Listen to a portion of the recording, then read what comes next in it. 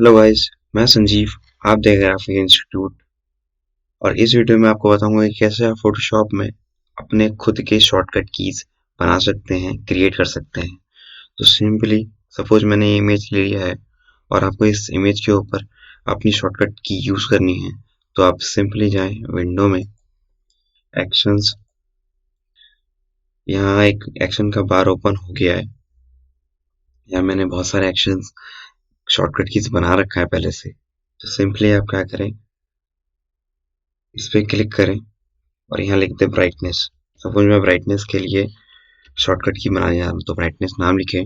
Set में default action रहेगा और यहाँ पे फंक्शन की कौन सा प्लगइन से करना चाहते हैं आप।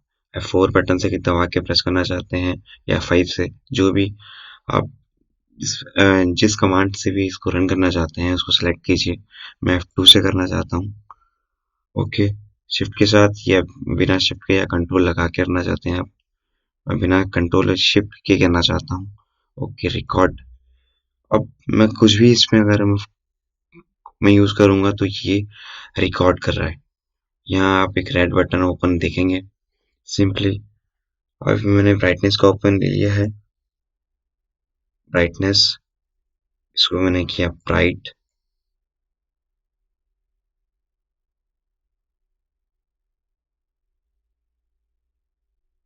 मैंने ब्राइटनेस के लिए इसको यूज कर लिया है। सिंपली मैं आऊंगा एक्शंस में, यहाँ से इसको करेंगे म्यूट। तो ये एक्शन हो गई रिकॉर्ड।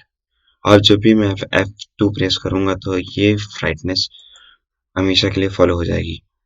अभी करके देखते हैं। मैं ब्राइटनेस को डिलीट कर रहा हूँ। हमारी पिछली इमेज है, इस पे मैं दबाता हूँ F2। F2 तो देखेंगे ये चेंज हो गया। इसी तरह आप बहुत सारी एडजस्टमेंट के लिए भी अलग अलग कमांड बना सकते हैं। तो ये छोटा सा वीडियो आपको कैसा लगा कमेंट में ज़रूर बताएं। ऐसी फोटोशॉप की टिप्स एंड ट्रिक्स के लिए चैनल को सब्सक्राइब करें। Thank you so much.